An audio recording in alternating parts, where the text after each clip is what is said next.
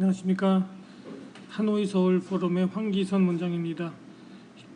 이 신문 기사는 2017년도 11월 기사입니다만은 오늘 날짜는 2018년도 6월 25일 6.25 날입니다. 6.25 전쟁 났던 날입니다.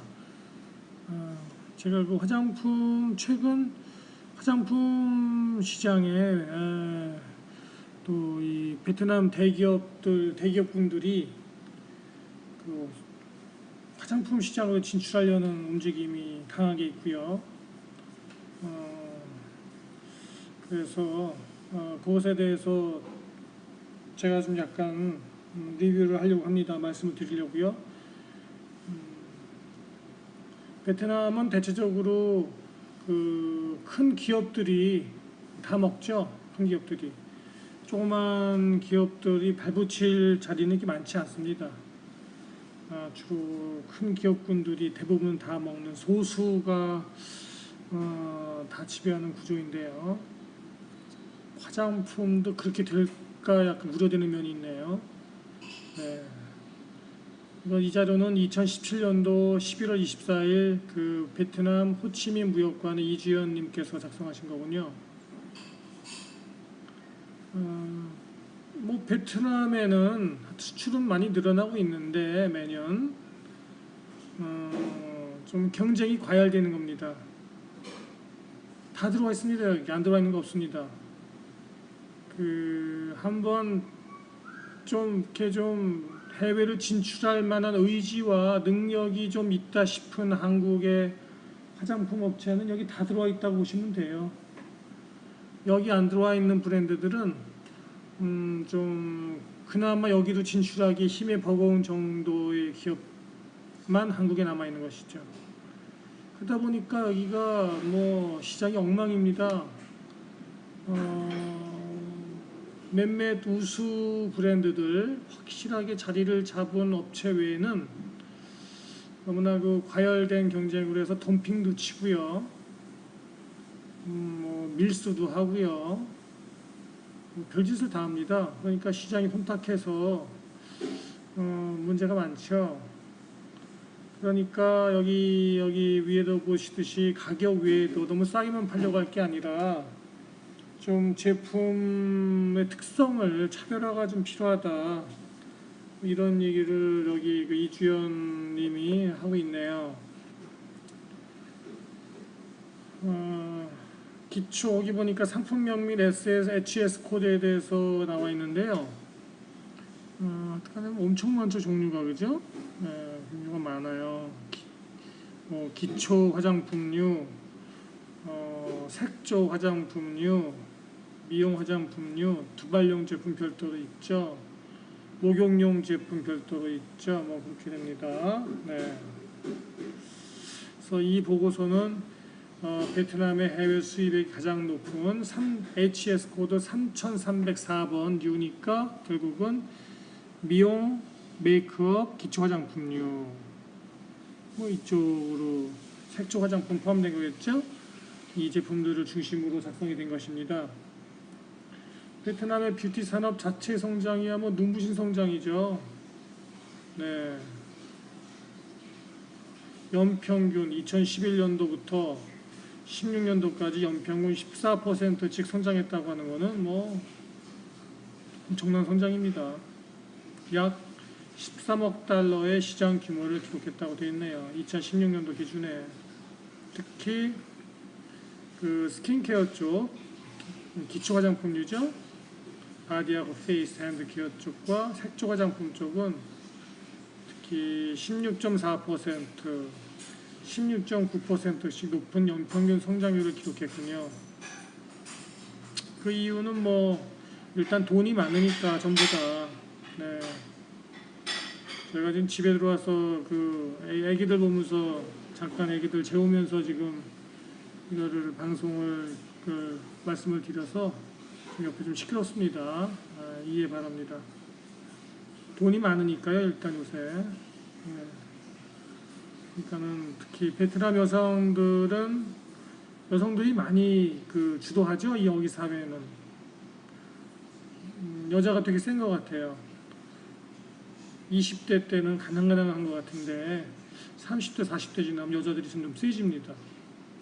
강단 있는 것 같고 남들 속일 줄도 잘 알고 머리가 아주 교묘하게 발달합니다. 베트남 사람들. 그러다 보니까는 한마디로 해서 여자들이 자기 돈을 쓸 수 있는 거예요. 그러다 보니까는 뭐에 쓰겠어요? 여기저기 쓰겠지만 화장품에도 많이 쓰는 거죠. 네.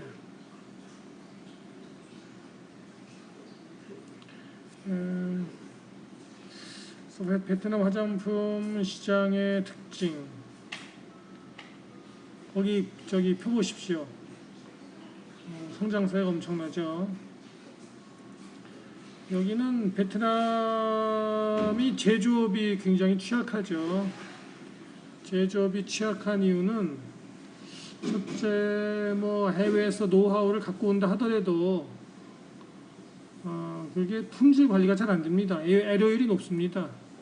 품질 관리에 대한 그것도 일종의 시스템인데 여기서 저희들이 다 똑같은 공통적인 인식을 갖고 있습니다. 오래 여기 베트남에 살다 보면은 이 베트남의 문제는 시스템을 잘 형성하지 못하고 있다.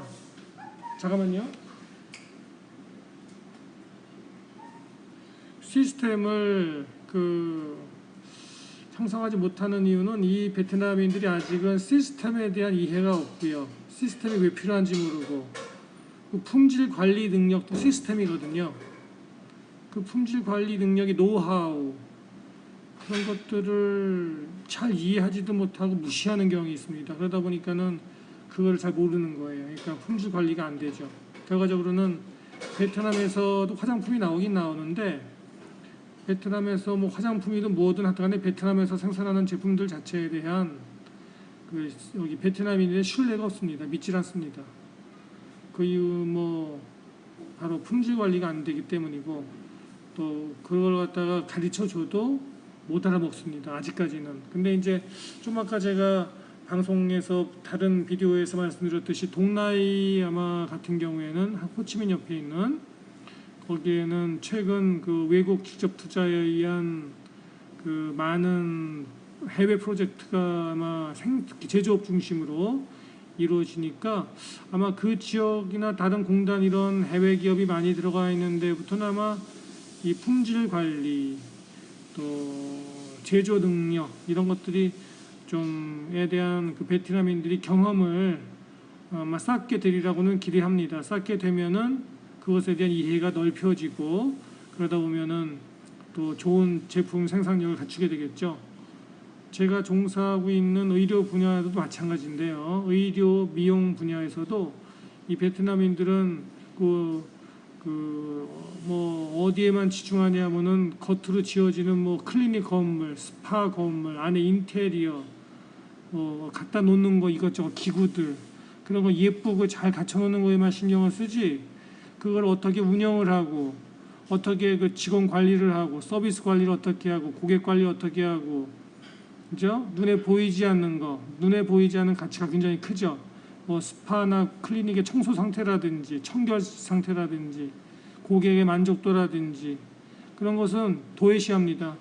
그러니까는 그것에 대한 개념이 없습니다. 그저 눈에 보이고 만져지는 거, 이렇게 만질 수 있는 거 그런 거나 돈에 손에 쥘 수 있는 돈 관련된 거 이런 거나 그럼 머리가 발달되어 있으니까 아직까지는 시스템을 이해하지 못하고 있는 것이죠. 근데 그러다 보니까 이 베트남 소비자들은 베트남에서 생산되어지는 이런 어떤 제품이나 서비스에 대한 신뢰가 제로입니다. 제로. 그저 그런 거 쓰는 사람들은 할 수 없이 가난한 돈이 충분치 않은 베트남 서민들이나 쓰는 거지 여기 중산층 이상 고급 베트남 고객들은 다 해외 거를 쓰는 게 되는 것이죠. 바로 그런 이유 때문입니다. 그러다 보니까 여기 뜻이 해외 유명 브랜드들의 시장 점유율 강세라는 것도 결국은 믿을 브랜드를 딱 대면은 저 제품을 신뢰할 수 있어라는 제품들을 쓴다는 거죠. 하도 속으니까. 네. 여기 한국인들도 베트남인한테 많이 속습니다. 속는데 계속 속고 사는데 베트남인들이 또 베트남인들을 속이거든요. 서로가 등을 치는 사회이기 때문에 이런 게 있는 거죠. 그래서 시쉐이도가 여기서 꽤 셉니다. 로레알, LG생활건강 이런 브랜드들이 거의 다 차지합니다. 다 차지한 거. 가짜가 많거든요.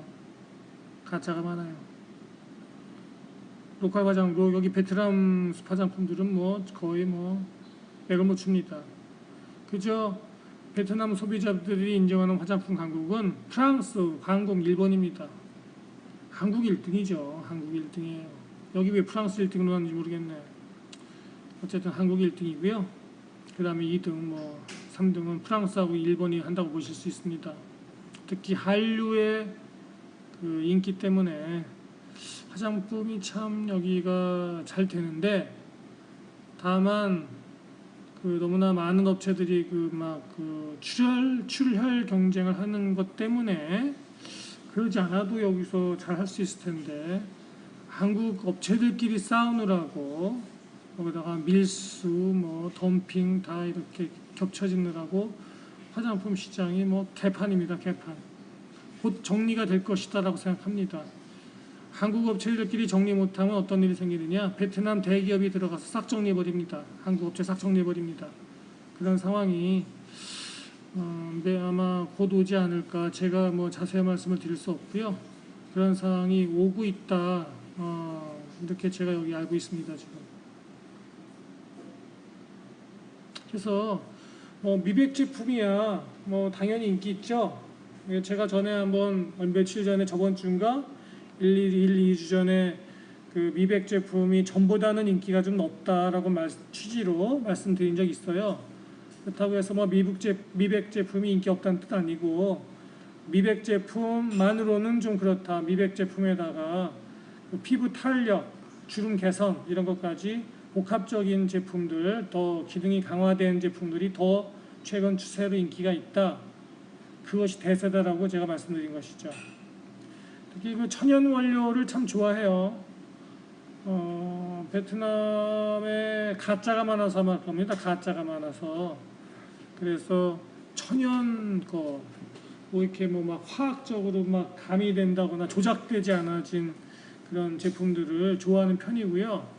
보통 그 베트남 중산층 이상 부유층들이 피부 상태를 원하는 것도 보면은 이런 경우입니다. 이렇게 그렇게 한국 연예인처럼 그렇게 완벽한 피부를 바란다기보다는, 그런 건 거의 포기했고요. 그런다기보다는 제가 이제 환자분 경험으로 볼 때 그런 것보다는 그런 거에 근접하기를 바라죠. 그러나 그것이 부작용이 하도 많은 치료가, 가짜 치료도 여기 많거든요. 여기 스파나 이상한 치료가 많습니다. 지방에 가면은 중국에서 가져 이상한 치료를 이렇게 비싸게 받았는데, 그런 것들을 잘못 받아보면 얼굴이 더 뒤집어지는 거예요. 치료도 안 됩니다. 잘.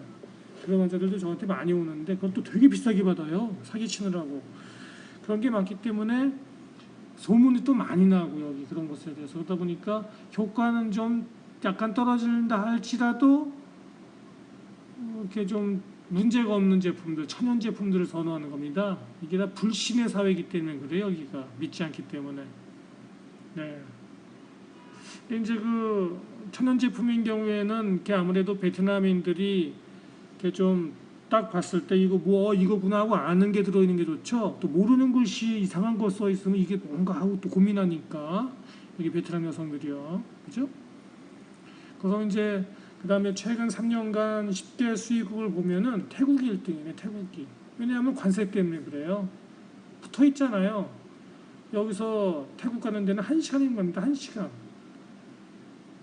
하노이에서 태국 방콕까지 가는 비행기 표가 저기 그 같은 나라인 하노이에서 호치민 가는 비행기보다 쌉니다.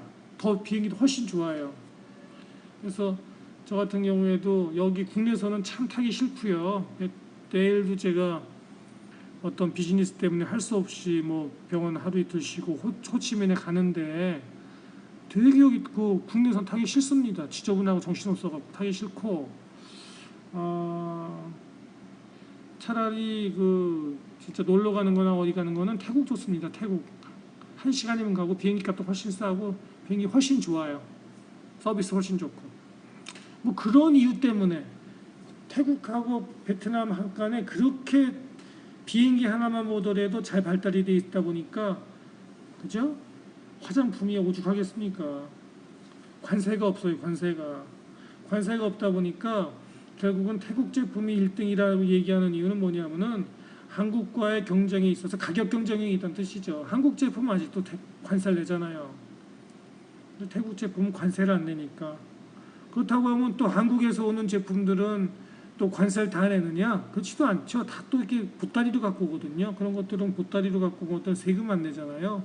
근데 그런 것들은 통계 안 잡히죠, 그죠? 통계 안 잡히니까, 그죠? 밀수로 갖고 오는 제품들이 무슨 여기 판매 자격에 잡히겠습니까? 상당히 많이 오는데. 그러다 보니까 한국 제품이 아마 어쩌면은 태국 제품을 앞질렀을 수도 있습니다. 그런 보따리 제품들 때문에, 보따리 상들 때문에. 그러나 어쨌든 통계를만 보면은 관세가 제로인 베트남이 1등일 수밖에 없는 것이죠. 네. 그 다음에 3등이 일본입니다. 여기서 잘난 척 더럽게 하는 이탈리아는 10등이에요. 10등. 말레이시아만도 못하고 대만만도 못하고 인도네시아만도 못하고 10등입니다. 별로 좋지도 않은데 되게 또 이탈리아 또 좋다고 여기서 와서 또 티를 내는 분들이 계시더라고요. 자, 한국의 대베트남 수출 현황을 볼까요? 뭐 잘 증가하죠. 쭉쭉 올라갑니다. 보면은 거기 HS 코드 3304 쪽도 보면은 기초 화장품류, 입술 및 눈 화장품, 입술을 많이 좋아하는데 입술을, 네, 여기 여자들이 입술을 새빨갛게들 많이 하고 다니니까, 네, 눈 화장품은 좀 훨씬 덜하네요. 더우니까 눈 화장품 하면은 막 땀이 줄줄 흐르니까 아무래도 좀 많이 못하죠, 그죠? 네. 그리고 여기 또 매니큐어 같은 것도 페디큐어 되게 좋아해요. 네. 그렇습니다. 한류 스타들 아직도 인기 있어요. 여기 보면은 페이스샵, 스킨푸드, 이니스프리. 페이스샵, 스킨푸드가 많죠. 여기 이니스프리는 별로 많지 않던데. 그다음에 라네스, 오휘설화수 같은 것들은 뭐 오휘설화수들은 굉장히 고급 브랜드로 이미 자리 잡았죠. 수지가 인기 있나 봐요. 수지. 네. 유튜브 진짜 많이 봐요. 유튜브. 여기 아저씨 아줌마들도 여기 드라마 잘 많이 보더라고요. 네.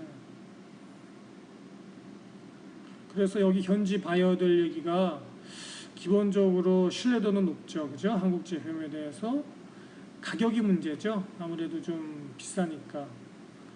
그리고 여기 마케팅 좀 지원 좀 해주면은, 그죠? 거래의사가 있다고 밝혔죠. 뭐 그래도 많이 내려간 거라고 그래요. 그나마 많이 내려갔는데 세금이. 그러나 여전히 태국보단 높다. 아니 일본보다 높아서 되겠습니까? 근데 아시다시피 일본은 베트남에서 로비를 참 잘합니다. 국가가. 그래서 화장품뿐만이 아니라 뭐 제가 알기로 오토바이 자동차들도 한국보다 관세가 낮은 걸로 알고 있습니다.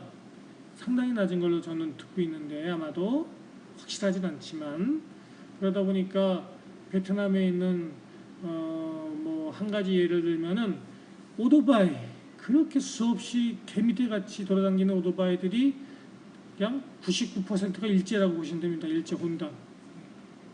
그 정도로 일본이 여기서 참 많은 이득을 보고 있다. 그렇게 말씀드릴 수 있어요. 투자에 비하여 한국인보다 투자를 훨씬 안 하는데도 많이 이익을 본다. 화장품 쪽도 일본이 더 관세가 낮다네. 그죠? 네. 태국은 도대체 왜 그러냐? 왜? 그거는 아세안 물품 무역 협정으로 자기네들끼리 여기 아세안이니까 무관세 적용을 받고 있다는 것이죠. 일본 역시 베트남과 양자 자유무역 협정 FTA를 통하여 한국보다 낮은 관세를 적용받는다. 네.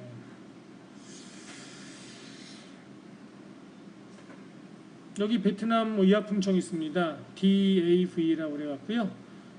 Drug Administration of Vietnam, 이거 호치민에 있죠. DAV는 호치민에 있고 보건복지부는 하노이에 있고요. 그렇게 알고 있고요. 이거 뭐 비싸진 않아요. 뭐 품목당 50만 동, 원 25,000원 이 정도밖에 안 들죠. 다만 이거보다 이건 정부에다 내는 인지세고 더 돈이 들죠. 실제로는 그죠? 더 돈 듭니다. 이거보다는 항상 베트남은 겉으로 드러난 거는 빙산의 일각이고 숨어있는 돈이 더 클 수 있어요.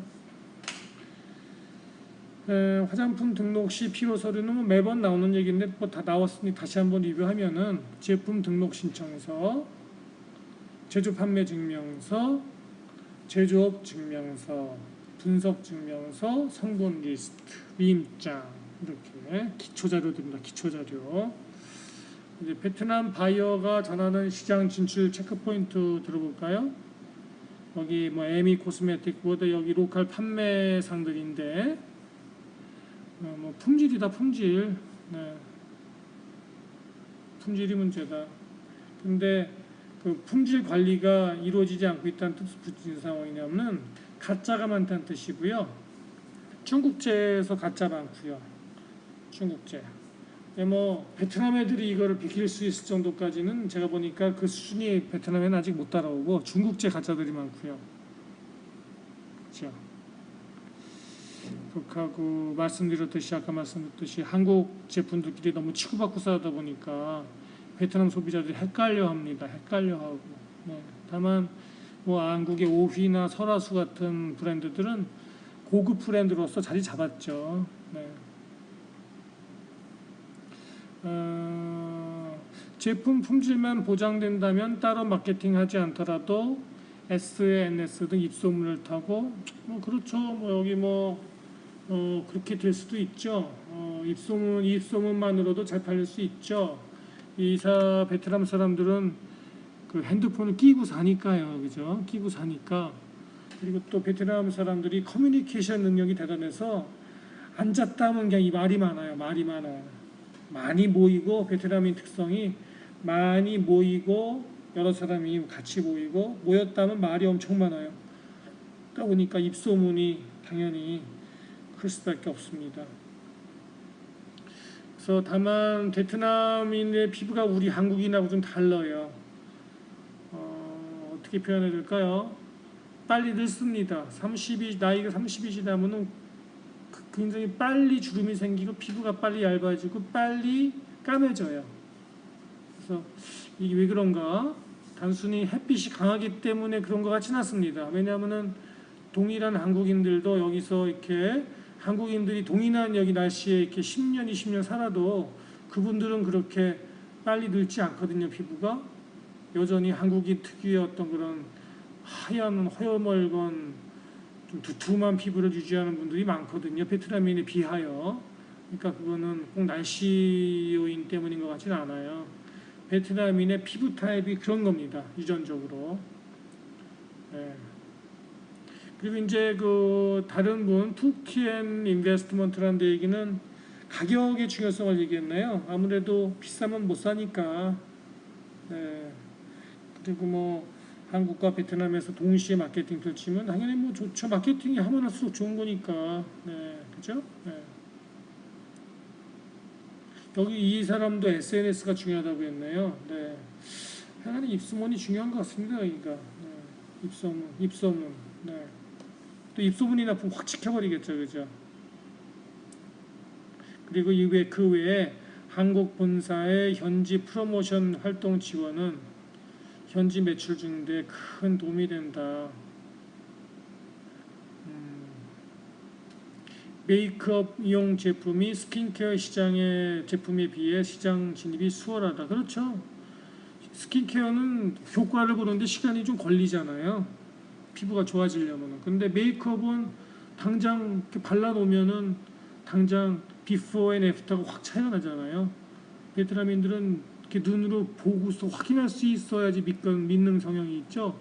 스킨케어 해놓고서는 좋아진다는데 뭐 한 달 뒤 좋아져, 두 달 뒤 좋아진다고 그러면은 베트남 사람들도 성질이 급해갖고 그거 기다릴 사람 많지 않거든요. 성질이 급합니다.